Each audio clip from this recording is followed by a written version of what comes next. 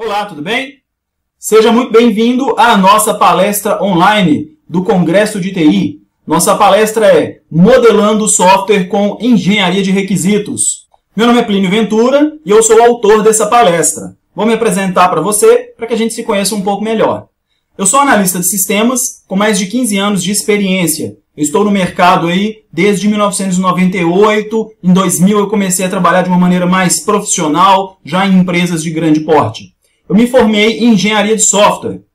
E minha experiência ela é formada em empresas dos mais variados portes e segmentos. Nesse ínterim aí desses 15, 17 anos, eu tive a oportunidade de passar por várias empresas, de ter a minha empresa e também assumir funções distintas.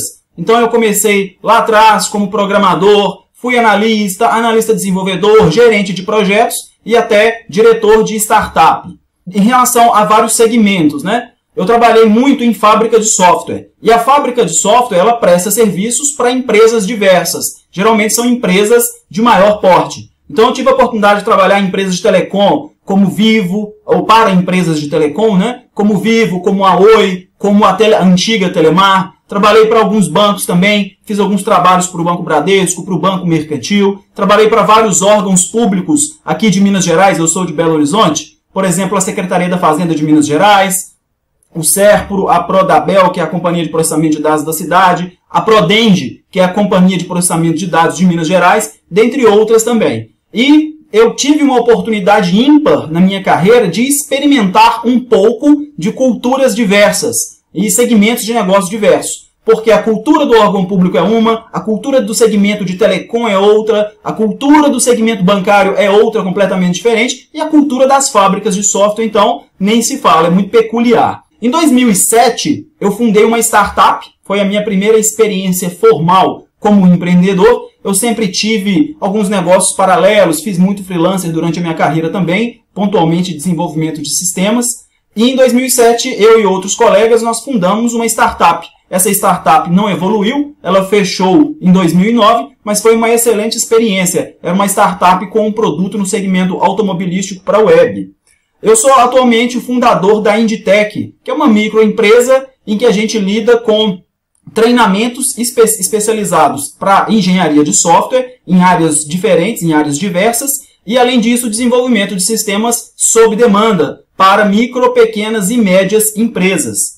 Eu sou o editor do blog Até o Momento. É um blog com muito conteúdo de qualidade sobre engenharia de software, ateomomento.com.br. E hoje nós já somos um dos principais blogs sobre engenharia de software na internet brasileira. Sugiro que depois você dê uma passadinha lá para conhecer o nosso conteúdo, que é muito bacana. E sou também criador do curso Engenharia de Requisitos na Real. É um curso da Inditech, que é a minha empresa, onde a gente tem uma formação para engenheiros de requisito, que vai do início ao fim, do básico ao avançado, onde a gente mescla muito a teoria, o que tem de melhor na teoria, com o que se pratica dentro das grandes e médias empresas. Contextualizando, o que é um software? Como que é a concepção?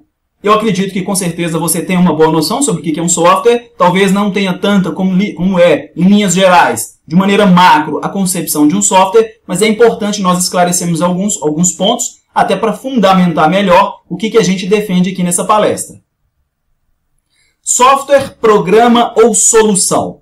Existe muita dúvida dos profissionais da área, mesmo que eles não percebam, sobre o que é um software de fato e como que ele é concebido. Quando a gente pensa em software, muitos de nós levam a ideia para um programa de computador executável que se dá 2 cliques e abre na tela, ou um aplicativo para mobile que se dá um touch ali com o dedo e ele abre, ou uma página da web que pode ser a entrada para um sistema ou um site em que a gente digita um URL e esse software aparece na nossa tela do browser. Mas é importante a gente entender melhor o que tem por trás disso, ou seja, tudo bem que quando a gente executa o software, que é aquilo que a gente chama de modelo executável, realmente é isso que a gente tem, mas vamos entender melhor o que é isso conceitualmente. Um software sempre e absolutamente sempre nasce a partir de um problema de negócio.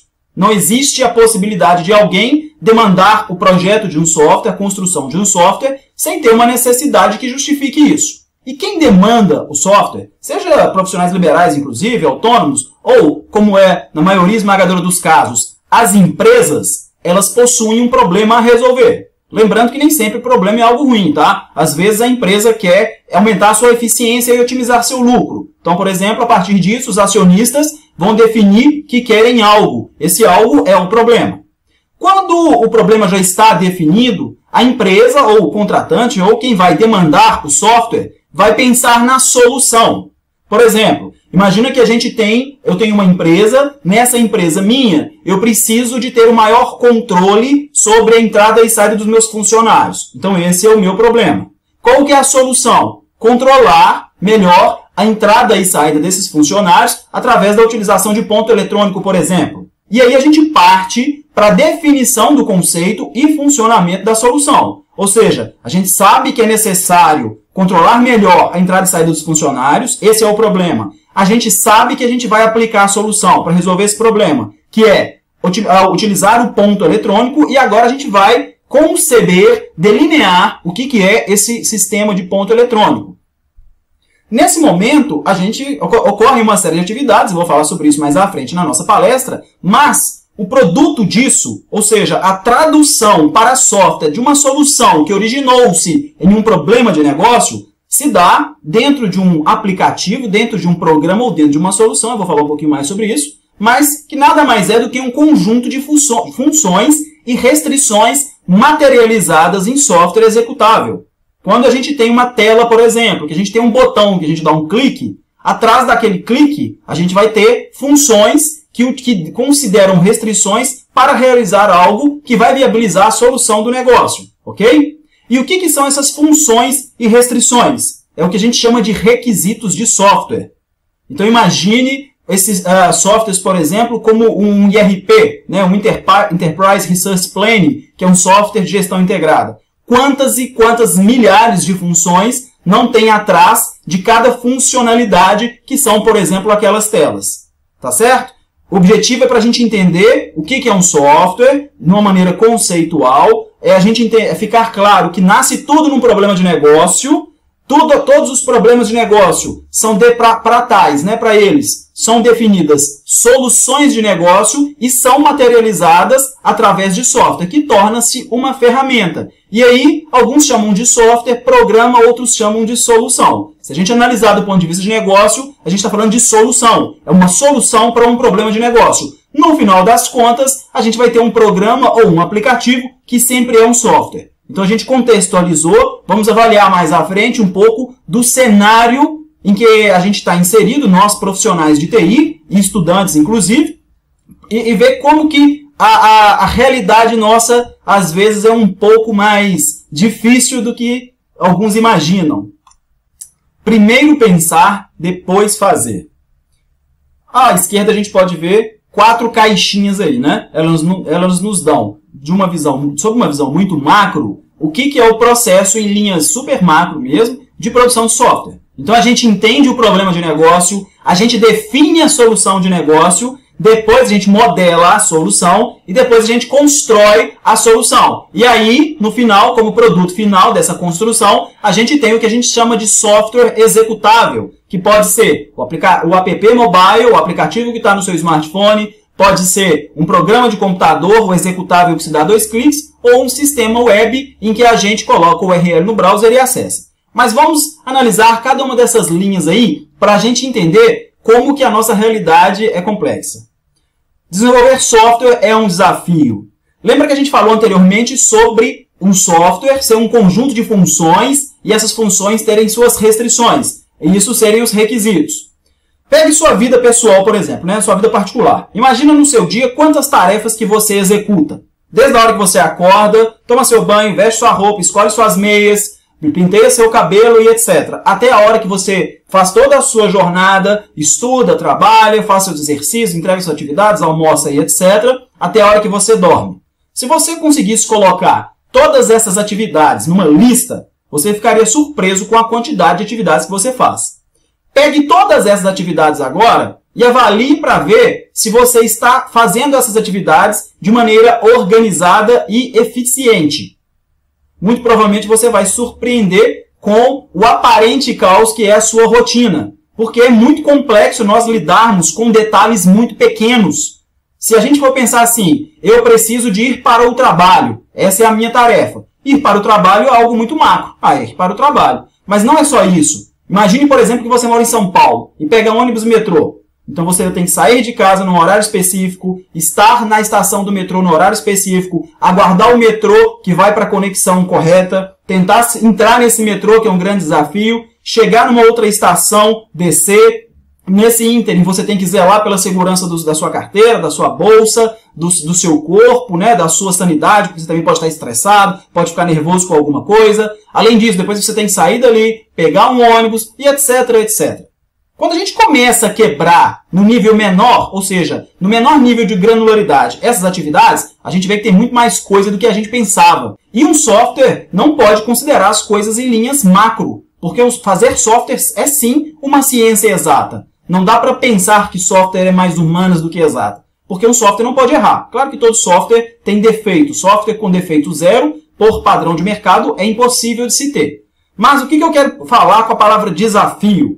Imagine toda a sua rotina quebrada no menor detalhe, e você ter que levar isso para um software para ele organizar isso tudo para você. Imagine inteligência artificial, um software realizando a sua rotina. São muitas funções e muitas restrições em pedaços muito pequenos que têm que ser 100% organizados para que a coisa trabalhe de maneira harmônica, de maneira orquestrada. E fazer software, considerando esse nível de granularidade, que é o correto, é praticamente um desafio hercúleo. Então a gente tem que entender que desenvolver software não é uma tarefa trivial como várias outras. Não estou dizendo que é mais importante do que outras atividades. Mas fazer software e fazer software com qualidade é super difícil.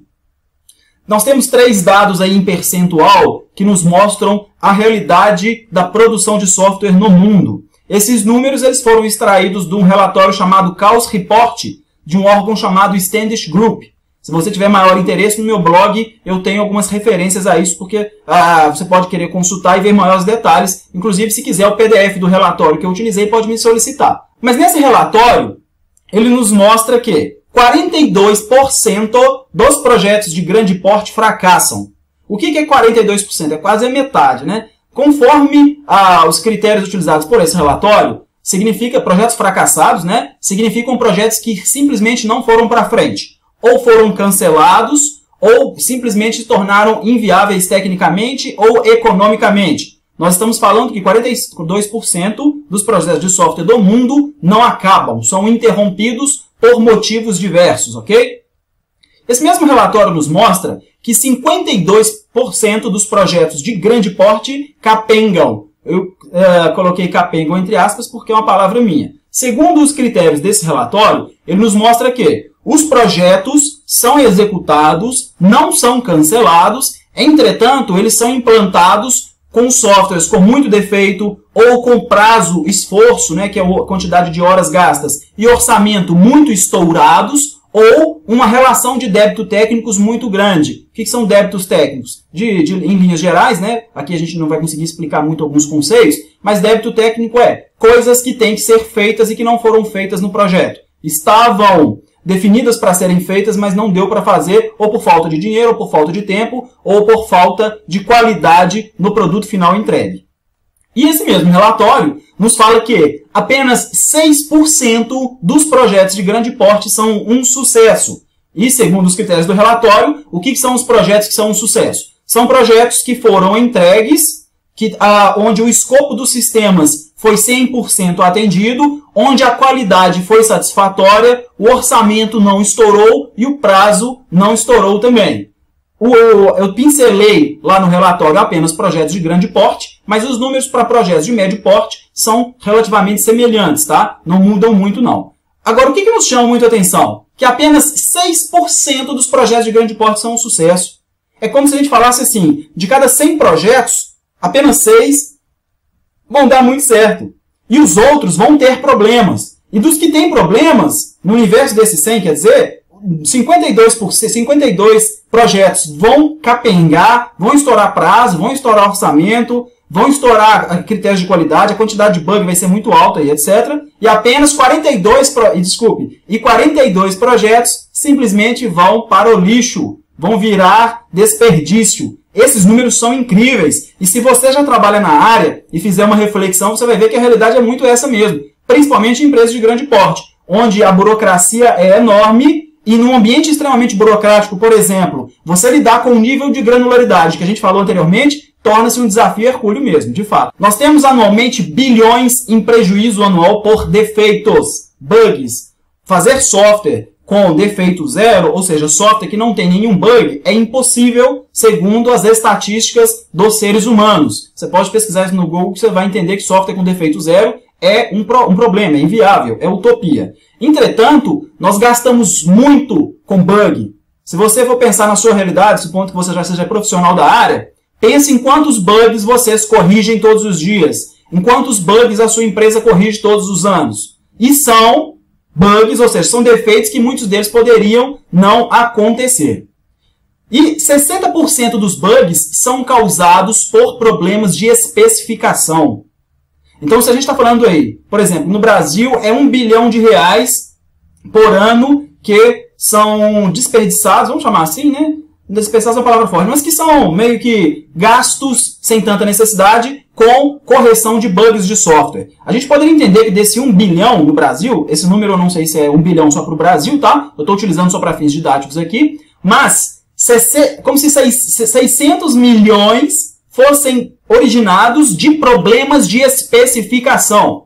Lembrando que a gente falou anteriormente sobre o nível de granularidade, sobre primeiro definir, entender o problema do negócio, definir a solução, traduzir isso para software, que no final serão várias e várias, milhares e milhares de pequenas funções, eu vou explicar mais à frente o que são essas funções, que são os requisitos de software, e várias, ou milhares e milhares de restrições, que são amarradas nessas funções, que também são requisitos. E 60% disso são causados por problemas de especificação, ou seja, 60% dos problemas, dos defeitos, estão na especificação, por razões diversas. Para saber também, esse dado é de um livro chamado Software Testing, de um pesquisador chamado Ron Patton. Depois dá uma googada aí, esse pesquisador tem muito material legal. E é utopia acreditar que todo o escopo é reconhecível no início do projeto. Isso é uma outra problemática que a gente tem na nossa área.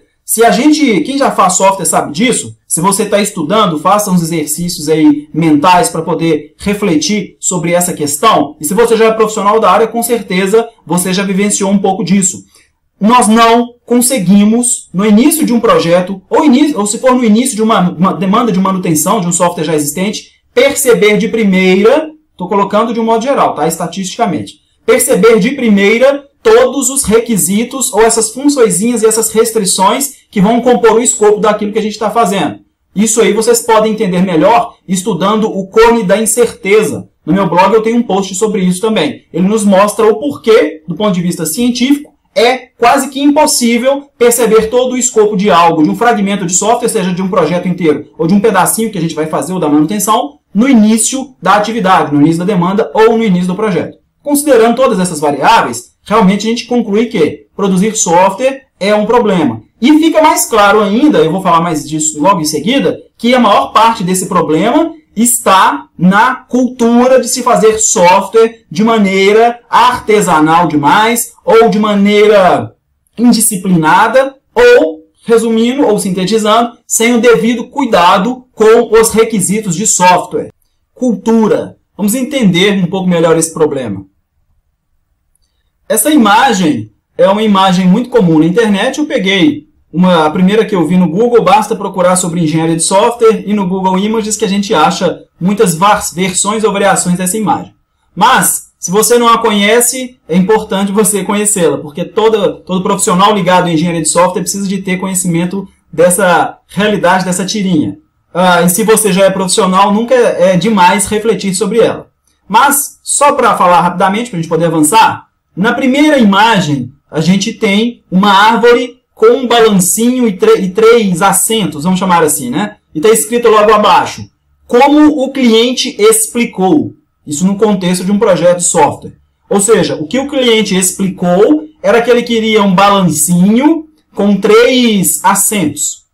E se a gente for acompanhar cada imagem aí, a gente vai ver que a explicação inicial do cliente diferiu muito daquilo que foi sendo entendido, modelado, projetado e etc. pelos profissionais no contexto do projeto até o momento final. E no momento final a gente fica mais surpreso ainda, porque na realidade o cliente explicou uma coisa, mas o que o cliente queria era outra coisa, ou o que ele realmente necessitava. Como a gente pode ver aí na última imagem, o que o cliente queria ou o que ele necessitava era um balanço com um pneu. E ele mesmo sabendo disso, o que ele explicou foi um balancinho com 3 assentos, que nesse contexto até se mostra inviável, né? 3 assentos um acima do outro. Essa imagem ela é muito emblemática. Ela nos mostra muito do que acontece nas empresas que produzem software. É uma triste realidade, mas, por mais estranho que pareça, é a realidade em que nós estamos inseridos. Jeitinho brasileiro, com uma interrogação ao final e brasileiro entre aspas. A gente está falando sobre cultura, né, no contexto da produção de software. Eu destaquei aí o brasileiro porque a gente tem muito de falar que a desorganização no nosso país é coisa do jeitinho brasileiro. E muito é mesmo, né? Nós somos um povo muito indisciplinado e muito irresponsável com algumas coisas. Mas quando a gente fala de produção de software, isso não fica só no Brasil, não. Eu, por exemplo, sempre refletia sobre isso no início da minha carreira. Eu sou de Belo Horizonte, e aí primeiro eu pensava em relação a algumas das outras capitais do Brasil. Então eu pensava assim, em São Paulo será que é do mesmo jeito que é aqui? As pessoas fazem as coisas de qualquer jeito, sem compromisso, os projetos são problemáticos, etc.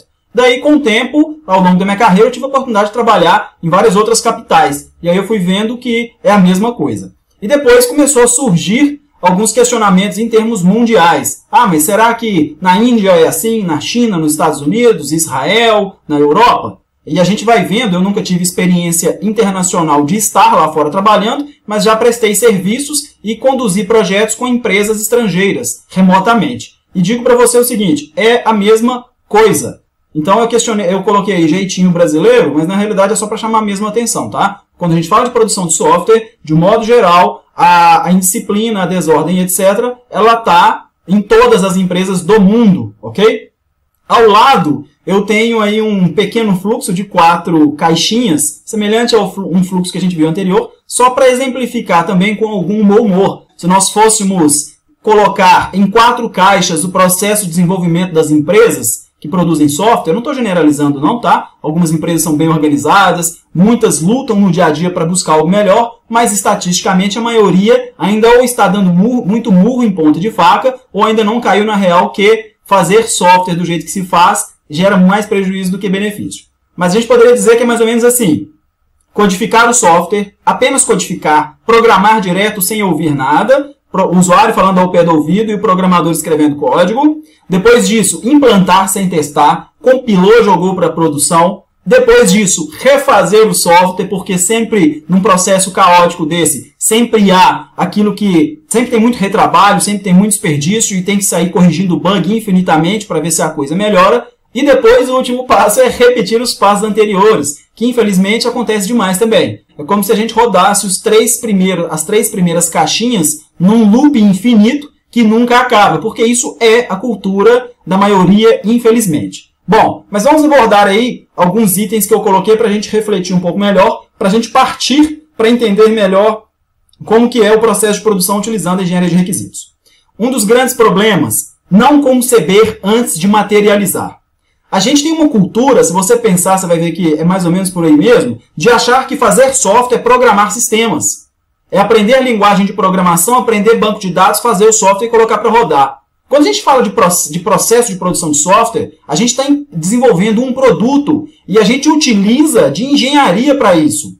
Não dá para a gente poder fazer software apenas programando, porque o que a gente vai programar? Ah, mas o usuário me contou que é mais ou menos isso. Bom, a gente sempre cai naqueles números que a gente discutiu anteriormente, dos projetos mal-sucedidos, da taxa de bug e etc. Tá? Então, um dos grandes problemas é não conceber antes de materializar, não entender direito a solução, não entender direito o problema, não defini-la no nível de granularidade e qualidade que ela demanda para somente após isso começar a materializá-la, ou seja, construir o software mesmo. Um outro problema que a gente tem, achar que software é apenas um modelo executável. Quando alguém contrata um software, imagine que você trabalha numa empresa e uma outra empresa que é cliente de vocês contratou vocês para produzirem um sistema. Ela não está contratando apenas o software executável. Ela quer o projeto que vem junto com aquilo, ela quer as especificações, ela quer os casos de teste, as evidências de teste, o plano de implantação, ela quer tudo isso. Sabe por quê? Porque aquilo é patrimônio dela. Uma empresa, quando contrata software de outra, ela está investindo em algo que será parte de seu patrimônio. E aí, se você for fazer a gente for fazer uma analogia com a engenharia civil, é como se você contratasse, você juntou economias a sua vida inteira, no final da sua vida, você decide construir a casa dos seus sonhos. E aí você contrata, com muito respeito, só para ficar claro, 2 pedreiros, 4 serventes e toca a obra. Eles vão fazer da cabeça dele, do jeito deles, vão te dar a sua casa. Você não vai ter a planta hidráulica, você não vai ter a planta elétrica, você não vai ter todos os documentos aprovados pela prefeitura e etc. Então, quando alguém contrata software, contrata o projeto. O modelo executável é parte do projeto. E todos os outros modelos anteriores, principalmente o de requisitos, faz parte daquele patrimônio adquirido. Mas isso ainda não é uma grande realidade na nossa cultura, infelizmente. Subestimar o escopo e sua complexidade. Lembra que nós falamos lá atrás? Um software é um conjunto de funções e restrições. Essas funções e restrições são os requisitos. Mas muita gente acha que, uma vez, a partir de algumas reuniões, de alguns levantamentos, já está plenamente entendido o que tem que ser o escopo do projeto. A partir daquilo, algum profissional, um gerente de projetos, um analista de requisitos, vai fazer as estimativas, mensura o que a gente chama de tamanho funcional, que é o tamanho do escopo do software em termos de funcionalidades, e a partir disso, sai fazendo o orçamento, cronograma e etc. E no final, nunca dá certo. Por quê? Se nós estamos falando, nós falamos lá no inicinho da palestra sobre um IRP, né, que é um software de gestão integrada, o Enterprise Resource Planning. No IRP, a gente tem milhares, e não estou exagerando. Pensa um sistema que tem compras, faturamento, recursos humanos, vendas, CRM e etc. Um software desse, ele executa milhares de funções. E se a gente não tem conhecimento de todas essas funções, um conhecimento adequado, validado pelo usuário, o que acontece? A gente vai construir alguma coisa que não vai estar aderente. E aí a gente volta na imagem anterior que a gente viu. Aquilo que o cliente explicou, que nem ele sabia explicar, porque era diferente do que ele queria, versus aquilo que foi feito e aquilo que ele queria que fosse feito. O maior motivo disso é subestimar o escopo. É achar que com pouco a gente já consegue saber tudo e parte direto para a construção. Isso é um erro gravíssimo. Se você analisar no seu dia a dia, vai ver que isso é uma grande realidade e triste realidade. Um outro problema também que a gente tem, confiar demais no próprio taco. O que é o próprio taco? É a capacitação de cada profissional. Infelizmente, nós, analistas de sistemas, a gente vai se tornando um pouco arrogante à medida que a gente vai ganhando experiência. Generalizando, tá? Não sei se é o seu caso, acho que não é o meu, apesar que eu já fui um profissional um pouco mais confiável demais, menos racional, e isso me levou a chegar à conclusão que eu estava plenamente errado. Mas principalmente analista sênior, né? Ou então aquele profissional pleno ou júnior, mas que se destaca, acha que sabe tudo. Acha que se o cliente deu um telefonema, ele já entendeu e vai codificar, e nem vai testar, vai pôr em produção e vai dar certo. Não existe confiar no próprio taco. Porque a gente é suscetível a erro. E se a gente não tiver detalhes sobre aquilo que nós temos que fazer, que é a solução que o nosso cliente espera, e se nós não tivermos conseguido extrair isso da boca dele da maneira correta, a gente vai produzir algo que não é realmente o que deveria ser produzido. Outro item, não adotar métodos e técnicas para a produção de software. Quando eu falo métodos e técnicas, é obviamente que uma empresa de produção de software não funciona, não tem como sair do papel sem o mínimo de organização, certo? Mas, quando eu falo de métodos e técnicas, eu falo daquilo que realmente é aplicável, é enxuto, é comprovável, é evoluível, nem sei se existe essa palavra, mas deduzo que sim. Ou seja, não adianta a gente colocar um processo com 200 mil etapas se a gente nunca fez aquilo, se a gente não experimentou, se a gente não teve feedback de como que aquilo foi no dia a dia, se a gente não mediu. Então as empresas elas não adotam métodos e técnicas para a produção de software que são eficientes e eficazes. Muita gente pega um livro, muito gerente de projeto, muito analista de sistema sênior, ou muito diretor de empresa, pega um livro, passa aquele livro e pede para alguém espelhar os processos daquele livro na realidade dele. Não é bem assim. E muitas das vezes esses livros mostram teoria. A teoria aplicada à prática em qualquer contexto da vida, ela é diferente, ela precisa de ajustes, salvo em questões envolvendo a matemática pura, que é uma área da matemática, né?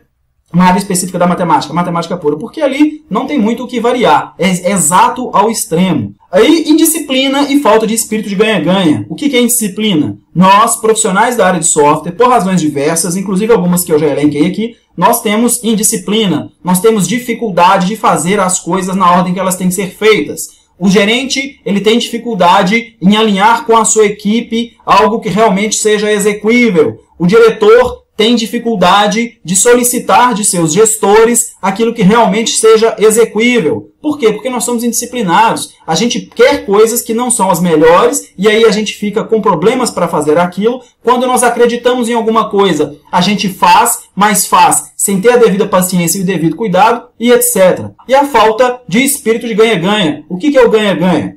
Quando um cliente me contrata, por exemplo, para fazer um software, eu tenho que fazer uma solução para ele. Eu tenho que desenvolver um produto que vai gerar valor no negócio dele. Porque se ele não ganhar, eu não ganho. Se o projeto der errado, ele não me dá mais serviço. Além do fato de que, se eu não fizer o melhor para ele, eu estou sendo antiético. E muitas empresas pensam de maneira efêmera, apenas no presente. Pega, constrói, compila e manda para poder ser entregue para o cliente. Na realidade não é bem assim, a gente tem que ter um pouco mais de compromisso e tem que entender que aquilo que a gente é contratado para fazer tem que ser feito no menor detalhe possível, com toda a qualidade possível. Requisitos. Requisitos são o conteúdo e a forma dos sistemas.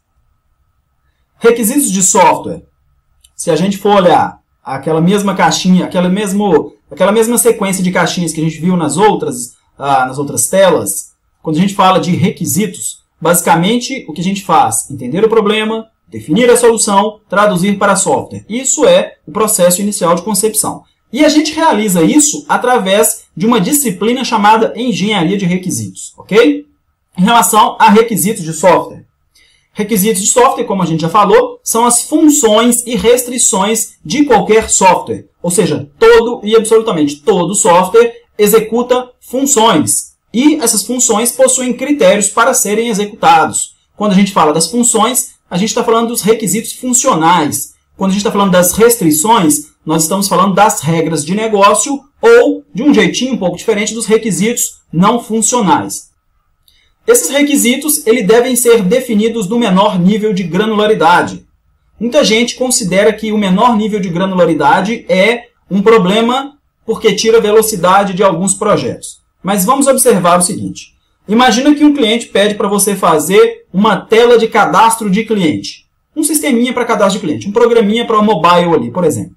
Para um vendedor, quando estiver diante de algum cliente numa feira, fazer os cadastros dele.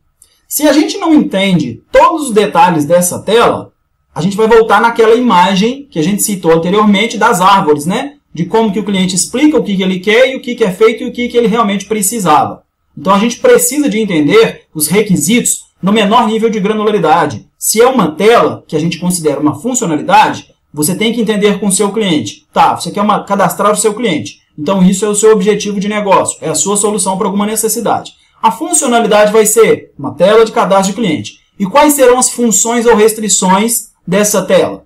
Pode cadastrar pessoa física ou pessoa jurídica? Vai ter consulta de CEP? Vai ter validação de CPF? Clientes restritos na Receita Federal ou no Serasa ou no SPC podem ser cadastrados? Você vai enviar um e-mail depois do cadastro para o cliente para falar que o cadastro foi bem sucedido? E mais uma série de outras ponderações. Essas ponderações nos levam a entender o menor nível de granularidade, modelar isso aí, a gente especifica isso, e a partir de então, a gente tem exatamente todas as funções e restrições daquela funcionalidade de cadastro de cliente, por exemplo. Então, eles devem ser definidos sempre no menor nível de granularidade. Requisitos de software compõem a gênese do software. Como a gente já falou um pouco na palestra, né, o tempo aqui é um pouco curto, então algumas coisas eu tenho que falar mais em linhas gerais. Mas um software só existe para resolver problemas de negócio. Ponto. Independente do negócio ser pesquisas, ser banco, ser telecom, ser governo, ser vacina, é sempre um problema de negócio, tá? Então, quando a gente tem os requisitos, a gente tem a gênese, ou seja, o sistema nasce a partir dos requisitos. Ele tem que nascer a partir daquilo que ele tem que fazer e como ele tem que fazer, tá certo? Sob uma ótica conceitual orientada ao negócio. Requisitos precisam ser descobertos. O cliente não entende o que é requisito, ele entende que ele quer cadastrar um cliente. E aí o analista de requisito, ou analista de sistemas, ou profissional equivalente, é quem vai fazer a descoberta disso. Vai entender todos os pormenores dessa necessidade e quebrar isso em funções, que são os requisitos funcionais, e restrição, que são as regras de negócio. Mas o profissional tem que ser ativo, ele tem que dominar a técnica e tem que ter comportamento adequado para que ele extraia os requisitos. Popularmente, isso é chamado de levantamento de requisitos. Provavelmente você já conhece o termo. Requisitos precisam ser especificados. Não existe um requisito que está na cabeça do usuário ou na cabeça do analista, porque um requisito ele tem que ser descrito de maneira adequada para que ele seja, como está escrito aí no próximo item, validado, porque o cliente precisa de validar para dar de acordo com aquilo, porque se ele não valida lá na frente, quando o projeto vai correndo, uma hora ele vai falar assim, não era bem isso que eu queria, você entendeu errado. Então, eles precisam de ser especificados. Até porque arquitetos, desenvolvedores utilizam os requisitos para fazer programação. Ok? Requisitos evoluem, eles precisam ser gerenciados. Qualquer empresa é um organismo vivo. Então, uma empresa tem uma necessidade hoje, e essa mesma necessidade, conforme alguma nova lei do governo, conforme uma mudança de norte dada pelos acionistas, conforme qualquer outra coisa, vai sofrer alteração em seu comportamento. Então, os requisitos são alterados ao longo do tempo, por isso eles precisam ser controlados. E os requisitos são a base para a estimativa. Geralmente as estimativas de prazo, esforço e custo. Se você não conhece o que é a estimativa de prazo, é quanto tempo o projeto vai acontecer, vai durar, ou a manutenção, qual é o esforço, quantas horas são necessárias para se fazer aquilo, e o custo é o orçamento, que é quanto aquilo vai custar. Isso é um pouco mais voltado para a gestão de projeto, mas em muitas empresas o próprio analista de sistemas lida com as estimativas. E não é possível fazer estimativas que se aproximam mais da realidade se não tiver uns requisitos bem extraídos, bem documentados e validados. Vamos entender agora, de maneira mais macro, qual que é o processo, como é o processo de engenharia de requisitos. Na engenharia de requisitos, nós temos 5 grandes etapas. Tá? Cada etapa dessa que a gente está vendo aí tem sua finalidade específica e, no final das contas, o que a gente tem é um modelo de requisitos pronto para ser construído ou projetado, a depender do processo de desenvolvimento da empresa. Tem empresas que, a partir dos requisitos, já realizam diretamente a construção e outras fazem projeto de software antes, o que a gente chama de design. A primeira etapa da engenharia de requisitos é o que a gente chama de elicitação. O que é elicitação? É a descoberta dos detalhes da solução que a gente precisa de traduzir ou materializar lá na frente do processo, né? Considerando ao longo do processo, do projeto, materializar em software. Lembra lá da árvore? O que o cliente disse que queria. Quando a gente está fazendo elicitação de requisitos, a gente descobre qual que é o problema, descobre qual que é a solução, a gente entende o que o cliente deseja, a gente alinha, a gente avalia para saber se o que ele realmente deseja é aquilo que ele precisa e a gente utiliza de uma série de técnicas para poder fazer esse trabalho. Aqui a gente ainda está entendendo a solução, a gente não começa ainda a fazer extração de requisitos propriamente ditos, tá? De requisitos de software. Mas na licitação, a gente usa, por exemplo, muito de reunião, de entrevista, de diagramas como mapa mental, diagrama de decomposição funcional, diagrama de blocos. São uma série de técnicas que a gente utiliza para poder entender o contexto do cliente, o contexto da solução que ele quer e, a partir disso, criar uma modelagem para que, posteriormente, na próxima etapa do ciclo de engenharia de requisitos, a gente possa identificar os requisitos. Na fase de análise, a gente já tem todo esse trabalho que a gente acabou de falar, que acontece na licitação. Então, é como se nós tivéssemos uma fotografia da realidade do cliente em termos de negócio. Qual que é o problema, qual que é a solução, a gente já entendeu aquilo em linhas gerais, num nível de detalhe muito legal. Já temos alguns diagramas, como eu citei, né? Diagrama de mapa mental, diagrama de blocos, que nos dão condição de, a partir dali, pincelar requisitos, começar a entender requisitos. E na fase de análise, a gente analisa esse trabalho que foi feito na licitação e já começa a fazer o que a gente chama de identificação de requisitos. Ou seja, a gente começa a elencar todos os requisitos funcionais, as regras de negócio e os requisitos não funcionais que vão servir para realizar a solução que o cliente quer, que foi entendida lá na licitação, em termos de software. Então, a gente começa a realmente dar formato e conteúdo ao software que a gente vai modelar. Depois da fase de análise, a gente vai para a fase de especificação. O que é a fase de especificação? É pegar todos os requisitos que foram identificados na análise e para cada um deles a gente realiza a especificação. A gente descreve os requisitos, a gente prioriza os requisitos, classifica os requisitos e faz uma série de coisas aí a partir daquilo que foi produzido na etapa de análise, tá certo? Na etapa de validação, que é posterior à etapa de especificação, tudo aquilo que a gente especificou com base no produto da análise, que foi baseado no produto da licitação lá do início do processo, a gente valida com o cliente para saber se tudo aquilo que nós realmente entendemos, que nós identificamos e que nós descrevemos e especificamos, está de acordo com o que ele realmente quer e o que ele realmente precisa. Essa etapa é uma das mais importantes porque é onde a gente bate o martelo. Um dos maiores problemas dos projetos de software é a dificuldade de comunicação e alinhamento entre fornecedor e cliente. Porque muitas das vezes, quando não ocorre um processo como, por exemplo, a engenharia de requisitos, fica aquela assim, o analista fala que entendeu de um jeito, o cliente fala que entendeu de outro, o analista fala que o cliente disse uma coisa, o cliente fala que disse outra, e isso em escala inviabiliza o projeto. Vamos lembrar lá do início, né? 52% dos projetos capengam e 42% fracassam. Um dos grandes motivos, se você até quiser ver isso lá no relatório que eu citei, no Chaos Report do Stanley Group, é problemas de comunicação entre as partes de um projeto. E resulta em divergências de escopo. Escopo é o que todo projeto tem que fazer. Um projeto de software tem como escopo do produto do projeto materializar o software que o cliente deseja. Então a etapa de validação é uma das mais importantes. E também o processo de gerenciamento. Porque depois que a gente define o modelo de requisitos e valida ele junto ao cliente, a gente tem que fazer a gestão disso. Porque o software não morre aí, né? Ele vai para a produção e tem que ser dado manutenção. Então existem uma série de boas práticas que a gente tem que utilizar para fazer a gestão adequada do ciclo de vida de requisitos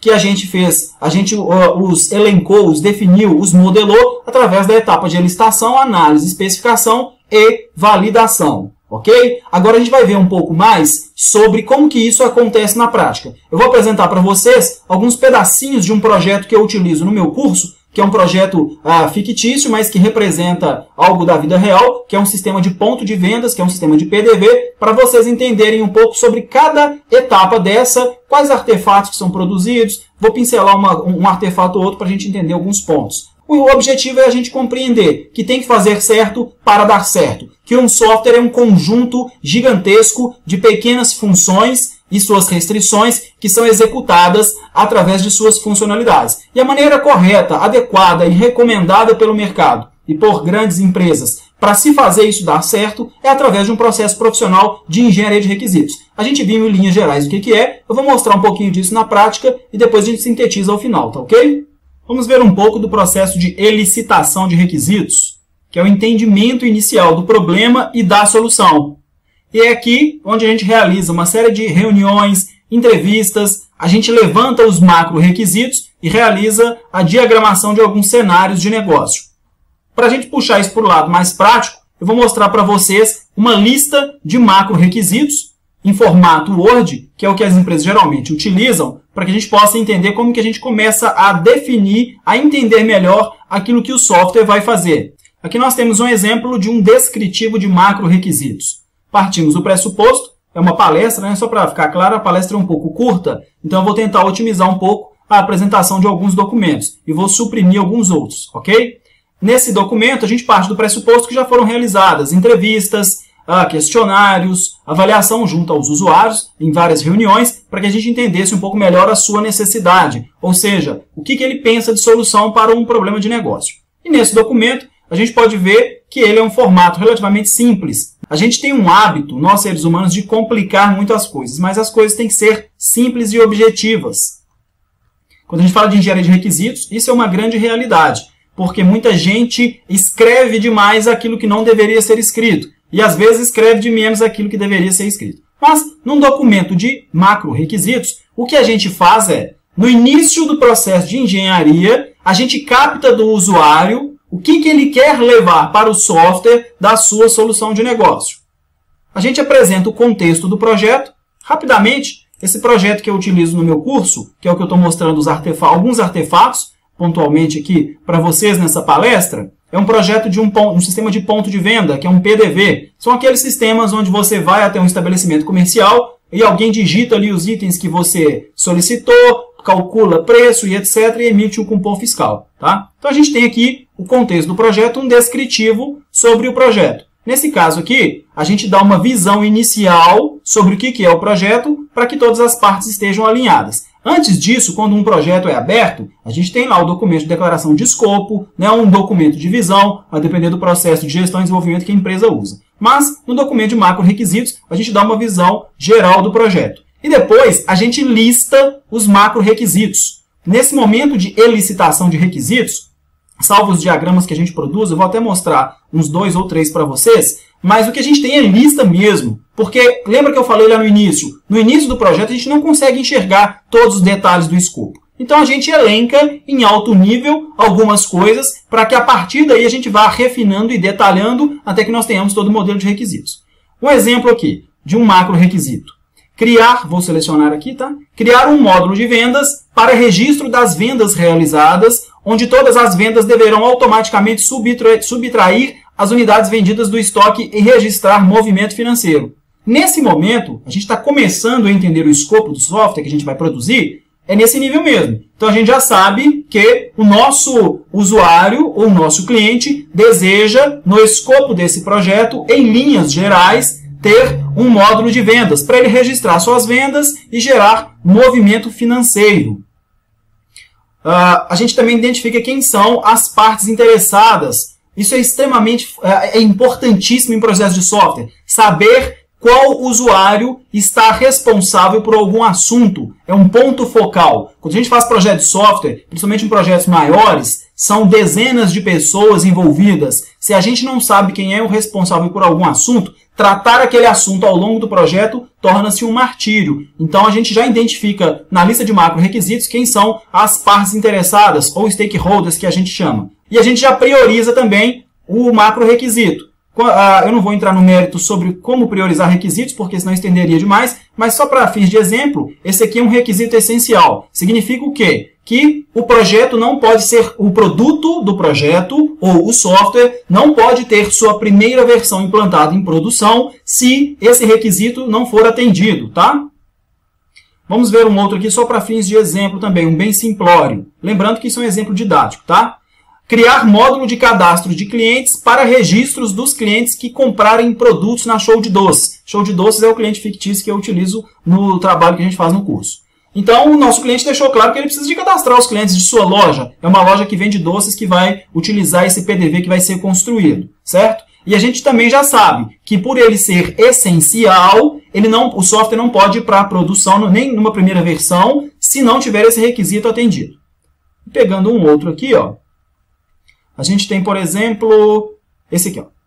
Macro requisito: criar relatórios financeiros para visão sobre todas as contas a pagar e contas a receber, onde o contas a pagar tratará apenas a compra de matéria-prima e o contas a receber apenas as vendas. Deverá ter visão por período. Olha que interessante. A gente está no processo inicial. A gente está fazendo a elicitação, a descoberta inicial daquilo que vai ser requisito. Nós estamos falando de macro requisitos. Observe só. Criar relatórios financeiros.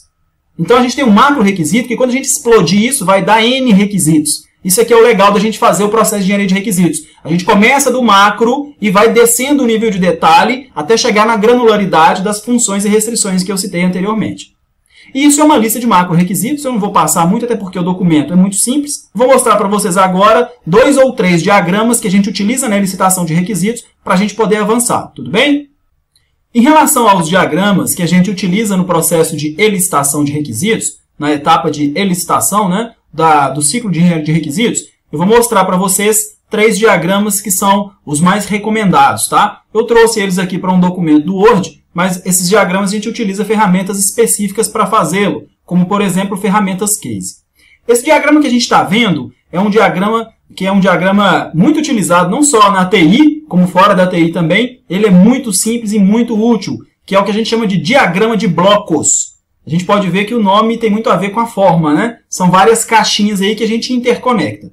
No processo de elicitação de requisitos, como eu já falei, a gente precisa de entender como que é a realidade da empresa na qual a gente vai desenvolver um software para ela. considerando o negócio que a gente vai materializar através de um software executável. Se a gente for observar aí, nesse diagrama a gente tem um processo de venda de doces. Lembrando que o pequeno exemplo que a gente está utilizando, que é o que eu utilizo no meu curso, é de um desenvolvimento de um PDV, de um sistema de ponto de venda para uma loja que vende doces. E aí, com o diagrama de blocos, a gente consegue entender como que o sistema vai tramitar dentro da solução ou do problema de negócio do cliente. Nesse contexto aí, por exemplo, da venda de doces, a gente tem ali a pré-venda, que é um processinho simples, por ser um exemplo didático, mas que a gente já tem que considerar para poder modelar os nossos requisitos. Então a gente tem duas caixinhas aí. O cliente entra na loja e escolhe seus produtos. Depois que ele faz isso, produtos a granel são pesados na balança e os embalados não. Feito o processo de pré-venda, desse exemplo didático, a gente vai lá para a venda. E no processo de venda a gente tem três grandes pedaços aí, ou partes, que são a realização do pagamento. A gente já deixa claro, inclusive, quais são os pagamentos, os tipos de pagamento, né? Através de cartão de crédito, débito ou dinheiro. Tem o processo de emissão da nota fiscal do cupom fiscal mais atual, né? Que é a nota fiscal de consumidor eletrônica de saída. E tem o produto entregue ao cliente com essa nota fiscal que a gente acabou de produzir. Quando a gente faz um diagrama desse, a gente já começa a perceber que várias dessas caixinhas ou desses blocos vão explodir em vários requisitos, que vão ser realizados lá na hora da programação. E depois a gente tem um processo de pós-venda, nesse exemplo, que é o registro da saída de estoque daquele produto que foi vendido e o registro de contas a receber. Percebe que, tudo bem que é um exemplo didático, mas o diagrama de bloco é uma ferramenta super útil, porque a gente mapeia toda aquela parte do negócio que o software vai ter que automatizar. Não é modelagem de negócio, tá? Modelagem de negócio é outro assunto, tem mais a ver com processos do que com software. A gente está falando aqui de entender a realidade do negócio e, a partir disso, conseguir explodir requisitos para desenvolver o modelo conceitual e funcional do nosso sistema.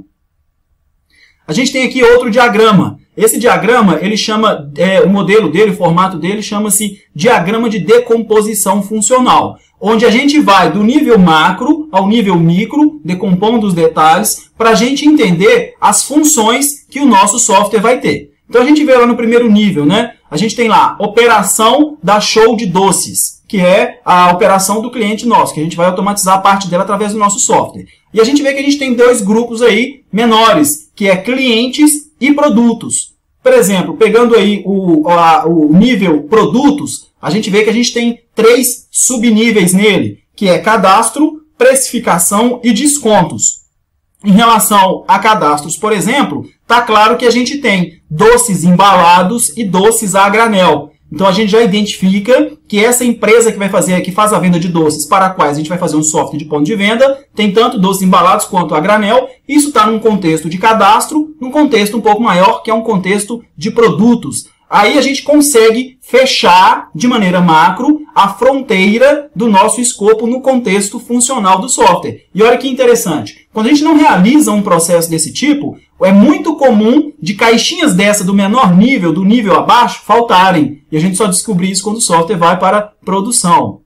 Vamos ver mais um diagrama, que é o que a gente chama de mapa mental. Esse diagrama ele é utilizado em diversas áreas, é um diagrama excelente para a gente poder colocar ideias, separá-las de maneira lógica e entender todas as partes ou todos os elementos de um conjunto. A gente tem aí no centro Show de Doces, que é a empresa, e a gente começa a decompor essa empresa nas áreas dela, que são pertinentes ao nosso projeto. A gente não tem que fazer levantamento de toda a empresa não, tá? Quando a gente faz a licitação de requisitos, a gente foca, a gente se orienta somente àquilo que vai ser parte do escopo do nosso software. Por exemplo, vendas. A caixinha logo à direita aí. A gente já tem um nível menor, certo? A gente chama isso em mapas mentais de nó.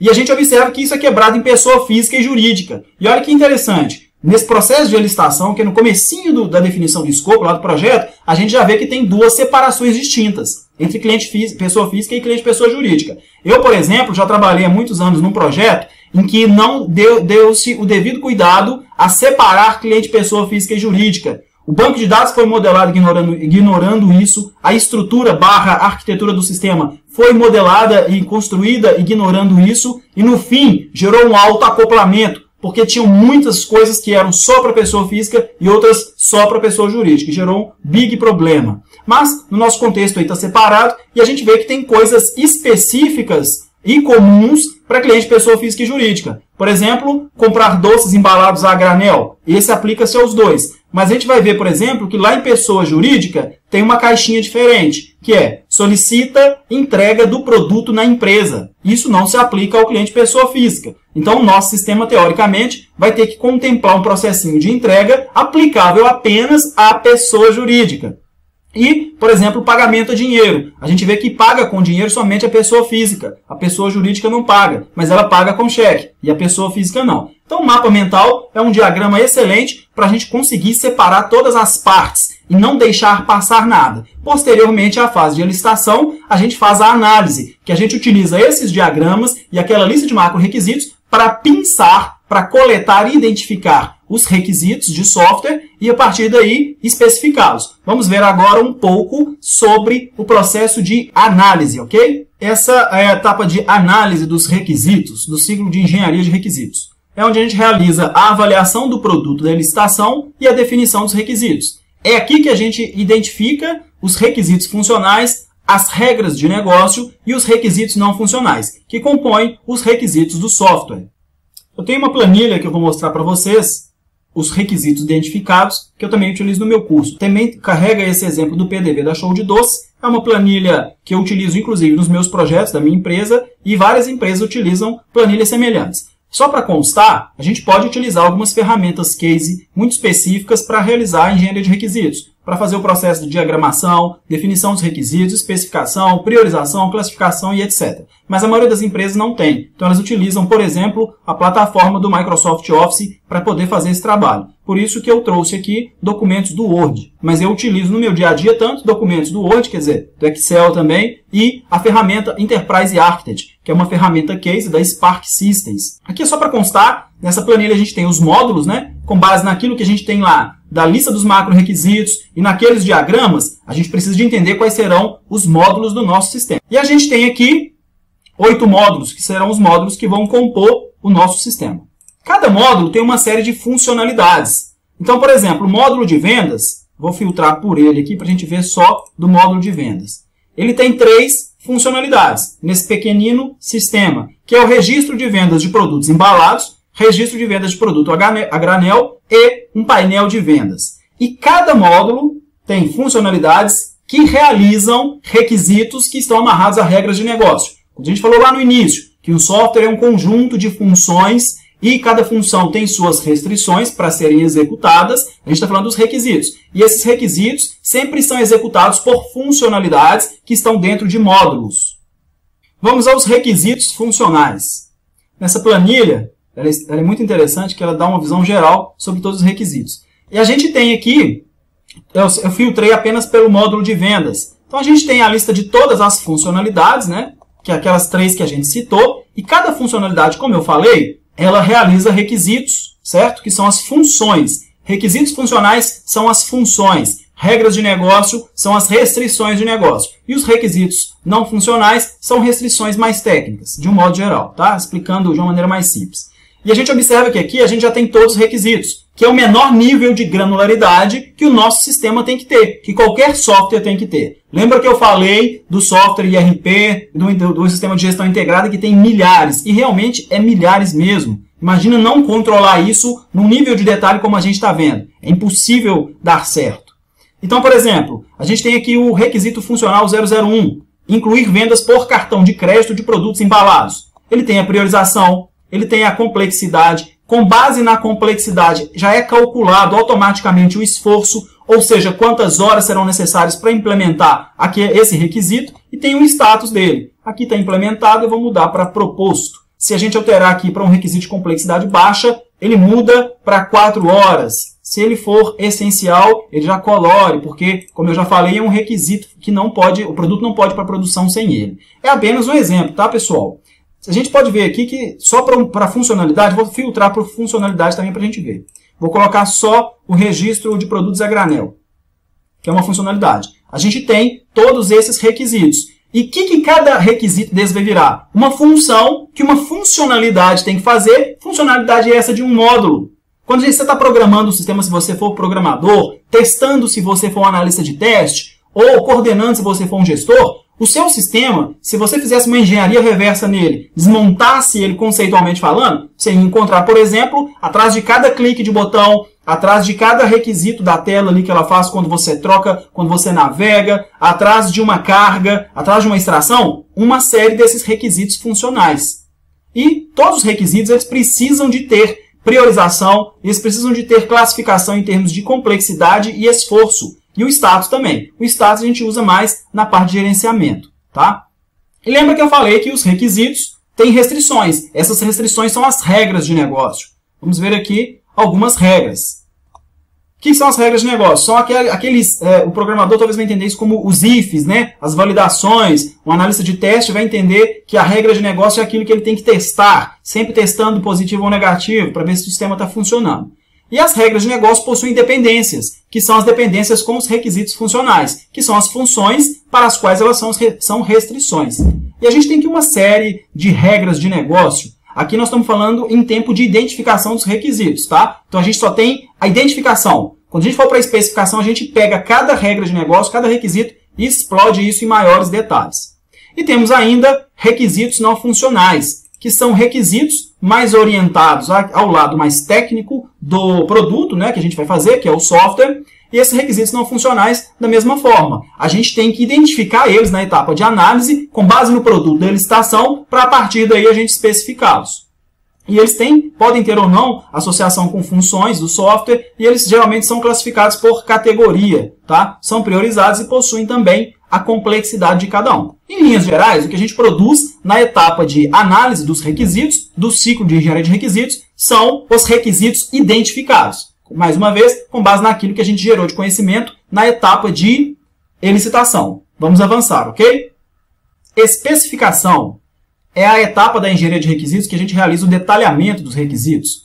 A gente realiza descrição, priorização, classificação dos requisitos de software. Falei um pouquinho sobre priorização e classificação anteriormente, mas é porque aquela minha planilha já está preenchida. Quando a gente faz a identificação, a gente ainda não tem uma percepção mais adequada sobre o tamanho do problema, ou seja, sobre o escopo de cada requisito. À medida que a gente tem essa informação, a gente classifica, determinando uma série de características e atributos de cada requisito, prioriza para saber se ele é essencial, importante ou desejável, e além disso, a gente faz o processo de definição da complexidade, para a gente saber quantas horas serão gastas para cada requisito, para que a gente possa fazer a estimativa do projeto. Vamos lá.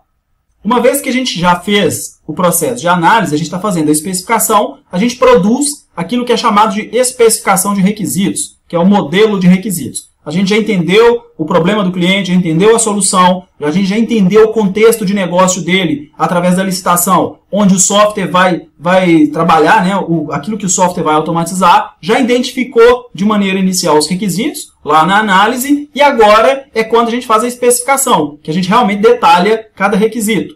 Eu tenho aqui um documento que é do mesmo projeto que a gente utiliza, como exemplo lá no curso, e vou mostrar para vocês. Está feito no Word, tá? Mas também, mais uma vez, pode ser feito em algumas ferramentas case específicas, porque nem toda ferramenta case tem suporte à engenharia de requisitos. Então, a gente está naquele mesmo projeto, né, que é o desenvolvimento de software da PDV, e aqui eu tenho primeiro a lista de requisitos, e está sempre quebrado por módulo e funcionalidade. Olha que interessante. A gente já consegue saber a visão dos módulos, que a gente chegou a essa conclusão lá na análise. A gente já consegue saber quais são as funcionalidades que a gente identificou lá na análise. E a gente já consegue saber quais são as funções e quais são as restrições que cada funcionalidade de cada módulo que compõe o nosso sistema vai ter. Isso eu particularmente acho um barato, porque não deixa dúvidas sobre o escopo do software. E todos aqueles problemas, ou a maioria deles que a gente identificou lá no início da palestra, que eu falei sobre eles, a gente consegue eliminar com esse nível de qualidade nas especificações. Então eu vou pontuar apenas um aqui para não estender muito, porque a palestra tem um tempo meio compacto, tá certo? Bom, vamos ver aqui. Emitir NFCE para vendas de produto a granel. Isso está no módulo de vendas, na funcionalidade de registro de vendas de produto a granel. Então aqui a gente tem um corpo de um requisito, olha que interessante. Então a gente tem um identificador para a gente controlar isso, fazer a gestão, que é o gerenciamento dos requisitos. A gente tem o nome, né, que é emitir NFCE para vendas de produtos a granel. Tem o módulo, tem a funcionalidade, alguns detalhes aqui específicos. E a gente tem autor. Autor, por exemplo, a gente pode ver num documento desse e achar que isso é muito simplório. Na realidade não é, porque a gente precisa de saber quem que fez aquilo. Porque na hora que o programador ou analista de teste for perguntar para alguém, não vai ficar no limbo, ele vai saber quem foi que especificou, qual que é o analista que tem domínio sobre aquela parte do negócio, por exemplo, né? Tem outros atributos, como complexidade, o status e etc. E a gente tem a descrição do requisito. A gente escreve o que aquele requisito tem que fazer, para que o sistema contemple isso no seu código-fonte. Então temos aqui, né, após o registro da venda, vídeos requisitos 7, 9 e 11, que são os requisitos que falam da venda, realizar a emissão da NFCE. E aí fala uma série de coisinhas, que o documento é obrigatório, então isso é muito importante saber. Fala também sobre o documento que a gente tem que verificar do governo para a gente poder saber o que está dentro daquele processo da emissão da NFE, né? Por exemplo, aqui embaixo, para detalhes técnicos sobre a emissão da NFCE, consultar o manual de padrões técnicos e etc. na versão 3.2. Então a gente consegue ter, nesse nível de detalhe, cada funçãozinha que o software vai ter. E isso não é um trabalho monstruoso de fazer, não. Isso é um trabalho relativamente simples, que demanda disciplina, método e técnica. E aí a gente tem uma série de outros aqui, né? Por exemplo, disponibilizar um painel de vendas. Está quebrado aqui, deixa eu juntar.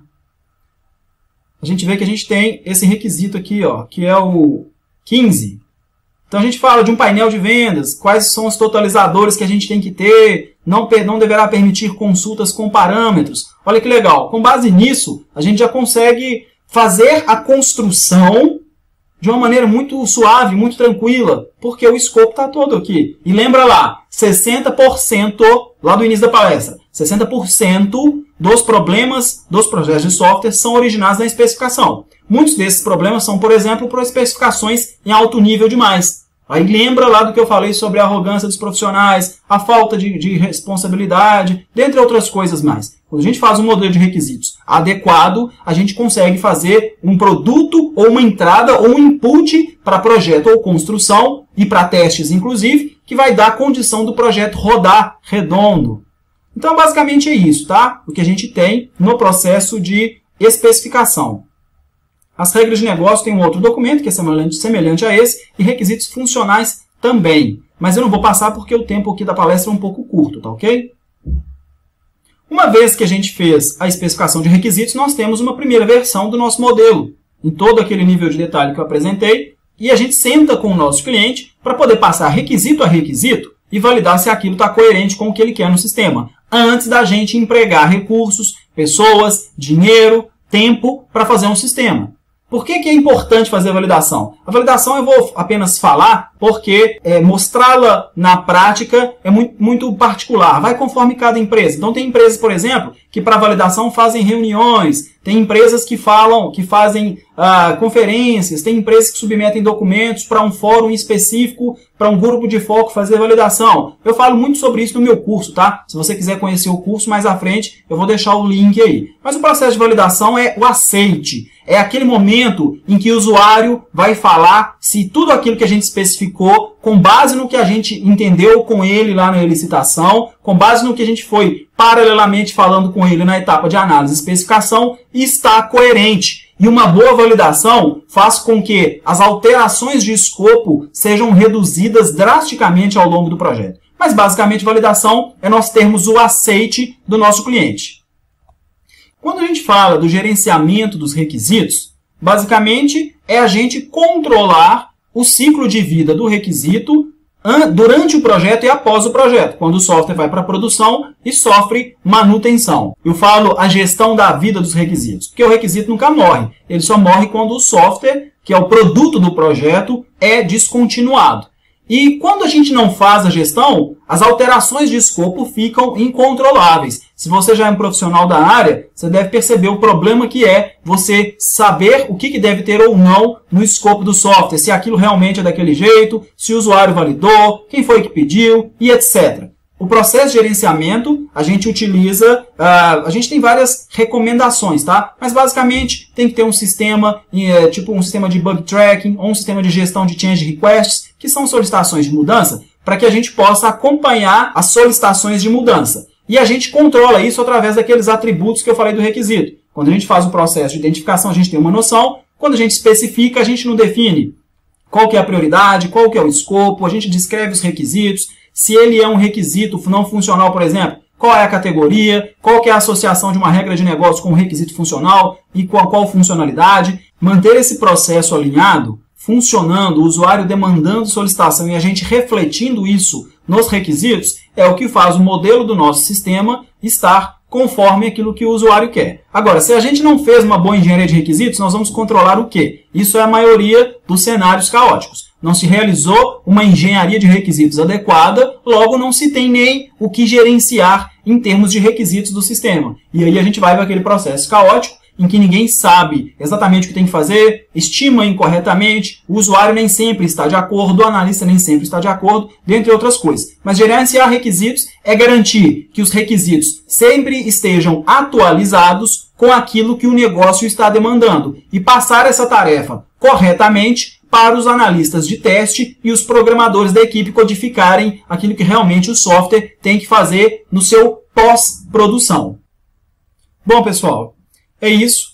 O tempo da palestra, apesar de ser 1 hora, mas eu acho relativamente curto, porque é muito conteúdo para a gente passar e às vezes a gente não consegue passar tudo que gostaria. Mas foi um grande prazer para mim poder trazer esse conhecimento para vocês. Eu espero que realmente, considerando as limitações de tempo, e escopo do assunto aqui tratado, mas que o pouquinho que a gente tenha falado tenha sido de grande utilidade para vocês. Vou colocar os nossos contatos e se você precisar de alguma ajuda, eu estou à sua disposição.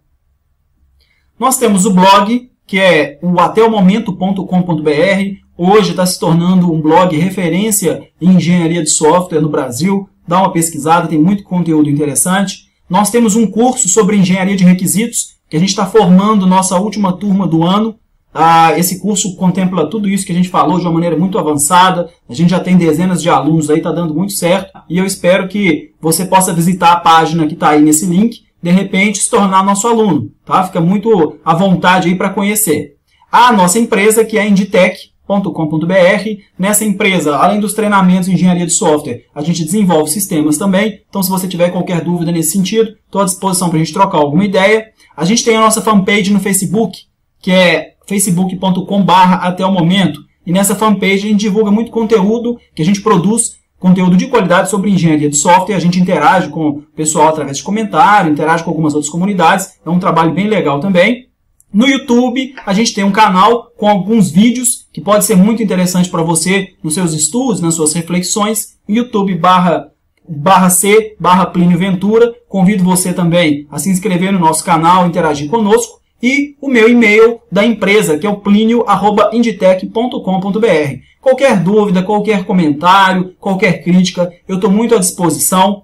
De repente, faltou algum assunto aí no contexto que a gente está discutindo, pode trazer o assunto no meu e-mail, que eu puder auxiliar, vamos discutir. Se eu tiver alguma recomendação de post lá do nosso blog, de literatura, vai ser um prazer poder te ajudar no seu crescimento pessoal e profissional, tá? Então é isso. Muito obrigado pela sua atenção. Realmente, mais uma vez dizendo, espero que o conteúdo tenha sido útil de alguma forma. Peço desculpas se não foi possível descer no nível de detalhe necessário ou se passou aí alguma coisa que você queria ouvir, mas estou à disposição para a gente continuar falando, tá certo? Um grande abraço, bons estudos!